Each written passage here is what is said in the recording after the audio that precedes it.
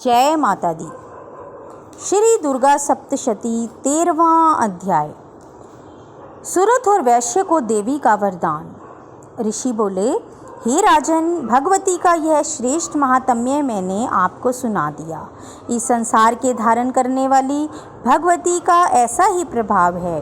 भगवान विष्णु की माया तुमको और समाधि वैश्य को तथा अन्य विवेक पुरुषों को भी मोहित करती है। सभी उससे मोहित हुए हैं तथा मोहे जाएंगे। इस कारण हे राजन, आप उस परमेश्वरी की शरण में ही जाइए और वही भगवती आराधना करने से मनुष्यों को भोग, स्वर्ग, मोक्ष आदि देती हैं।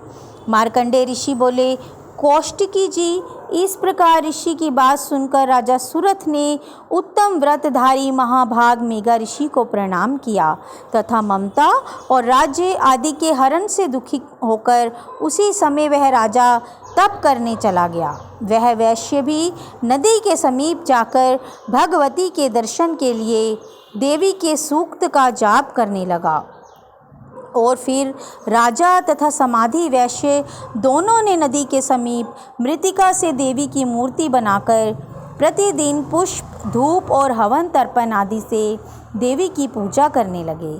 उन्होंने कुछ काल तक जो नियमित आहार और फिर निराहार तथा तन्मय और समाहित मन होकर पूजा करने लगे। उन दोनों ने अपने शरीर से रक्त निकालकर बलि दी। इस प्रकार 3 वर्ष तक के संयम युक्त आराधना करने से संसार को धारण करने वाली चंडिका प्रकट होकर कहने लगी। देवी बोली, हे राजन और हे वैश्य, तुम दोनों मुझसे जो वरदान चाहो सो मांगो। मैं तुम पर अति प्रसन्न हूँ। जो चाहोगे वही दूंगी। मार्कंडेय ऋषि बोले, तदनंतर राजा बोला कि मुझे अगले जन्म में अखंड राज्य मिले और इस जन्म में भी अपने बल से शत्रुओं के बल को नष्ट करके अपना राज्य प्राप्त करूं। वैश्य ने विरक्त हो यह मेरा और मैं का मोह और संग को नाश करने वाला ज्ञान मांगा। देवी बोली, हे राजन, अल्पकाल में ही तुम अपने राज्य को प्राप्त करोगे। अपने शत्रुओं का नाश करके तुम अखंड राज्य सुख भोगोगे और मरने के बाद भगवान सूर्य से जन्म प्राप्त कर विश्व में सावर्णी मनु के नाम से प्रसिद्ध होगे।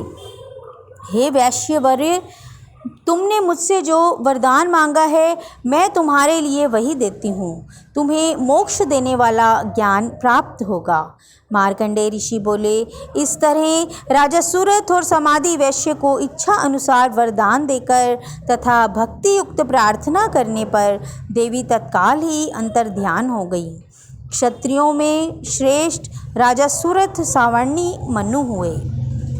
इति श्री मार्कंडेय पुराण में सावर्णिक मनवंतर की कथा के अंतर्गत देवी महात्म्य में सूरथ और वैश्य को वरदान नामक 13वां अध्याय संपूर्ण हुआ। बोलिए श्री दुर्गा माता की जय।